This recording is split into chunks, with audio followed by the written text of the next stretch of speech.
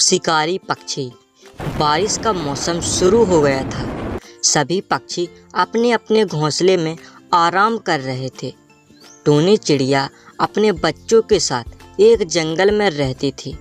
टूनी चिड़िया अकेली ही अपने बच्चों की देखभाल करती। टूनी चिड़िया के बच्चे भी समझदार थे। वे कभी भी अपनी माँ की बात नहीं टालते थे। टूनी चिड़िया भोजन की तलाश में घर से बाहर जंगल में जाने वाली थी। देखो बच्चों, मैं बाहर भोजन की तलाश में जा रही हूँ, इसलिए चाहे कोई आए तुम लोग घर से बाहर मत जाना। मैं जल्द ही भोजन लेकर आऊंगी। टूनी अपने बच्चों को समझाकर भोजन की तलाश में चली जाती है। टूनी चिड़िया को दूर दूर तक भोजन नहीं मिलता है। टूनी चिड़िया भोजन की तलाश करते करते अपने जंगल से बाहर दूसरे जंगल में चली जाती है। टूनी चिड़िया थक कर बैठ जाती है। अरे नहीं, लगता है आज मुझे खाली हाथ ही जाना पड़ेगा और लगता है आज बारिश भी आएगी। हमें जल्द ही कुछ करना होगा क्योंकि बच्चे भी घर पर अकेले होंगे।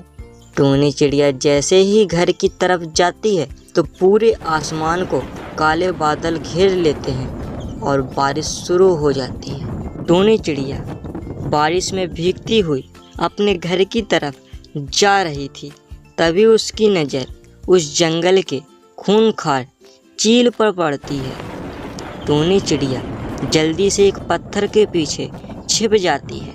अरे ये तो वही शिकारी चील है जो अपने जंगल के सारे पक्षियों को मारकर खा गया है और लगता है यही कारण है कि इस जंगल में एक भी पक्षी नहीं दिख रहा है। अब क्या करूं? इस चील से कैसे बचूं? तभी चील भी उसी पत्थर पर आकर बैठ जाती है जिस पत्थर के नीचे टूनी चिड़िया छुपी हुई थी। टूनी चिड़िया के सामने अब मुश्किल ही मुश्किल थी। एक तो बारिश हो रही थी और ऊपर से चील का डर था। हे भगवान, कैसी परीक्षा ले रहा है? मेरे सामने एक कैसी परिस्थिति खड़ी हो गई है। इस बारिश में घर जाना भी जरूरी है क्योंकि घर पर बच्चे भी अकेले हैं और अगर घर जाने के लिए बाहर निकली तो इस चील से नहीं बच पाऊंगी। अब मैं करूं तो क्या करूं? अभी वहाँ पर चींटियाँ आकर टूनी के ऊपर चढ़ने लगती हैं। टूनी चिड़िया चीखने लगती है। अरे ये चींटियाँ कहाँ से आ गईं? अरे वाह, इस चिड़िया ने तो मेरा काम और आसान कर दिया। इसने बारिश का मजा तो और ज्यादा कर दिया। आज और मजा आ जाएगा इस मासूम चिड़िया को खाकर। चील की बात सुनकर टूनी चिड़िया जल्दी से भाग जाती है। तभी चील भी जल्दी से टूनी चिड़िया के पीछे चल देता है। चील टूनी चिड़िया को पकड़ लेता है। मासूम चिड़िया मुझसे बचकर भाग रही थी। इसे पता नहीं कि मैं जिस पक्षी को खाने की चाह लूं उसे खाकर ही शांति लेता हूं। और देखो, आखिरकार मैंने तुमको भी पकड़ ही लिया। टूनी चिड़िया को कुछ भी समझ नहीं आ रहा था कि वो करे तो क्या करे और उसके बच्चे भी उधर उसका इंतजार कर रहे थे।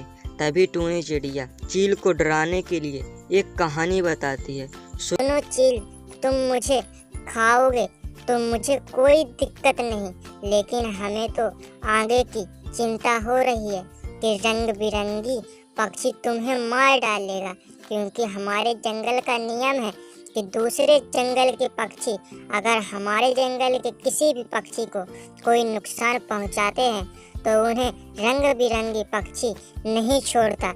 सुनो चिड़िया, तुम्हें क्या लगता है तुम्हारी इस झूठी कहानी से हम डर कर तुम्हें छोड़ देंगे? नहीं, मैं तो सच बोल रही हूँ।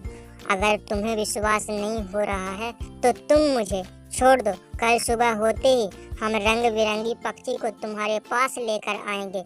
अगर तुम उसे मार सकते हो तो मारकर हमारे जंगल के भी सभी पक्षियों को तुम अपना भोजन आसानी से बना सकते हो। चील को लालच हो गई। ठीक है, कल सुबह हम लोग इसी जगह मिलेंगे, लेकिन ध्यान रहे सुबह से शाम नहीं होना चाहिए। ठीक है, सुबह से शाम नहीं होगी। टूनी चिड़िया अपने जंगल में आ जाती है। टूनी चिड़िया आकर सब बात कालू कौवे को बताती है तो अब तुम क्या करोगे? रुको कालू भैया, मैं कुछ सोचती हूँ। तभी टूनी चिड़िया को एक तरकीब सोचती है। देखो कालू भैया, मैं शहर से सभी रंग लाकर आपके शरीर पर लगा दूंगी। हाँ टोनी, ये तो सही है, लेकिन खतरा भी है। आखिर कालू भैया, हमारे पास कोई दूसरा उपाय भी नहीं है, और अगर चील यहाँ आ जाएगा तो सभी पक्षी को मार डालेगा।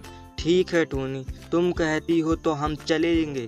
टूनी कालू को रंग बिरंगा पक्षी बनाकर चली आती है। इधर चील आता है। अरे चिड़िया, तुम तो सच में रंग बिरंगे पक्षी को लेती आई।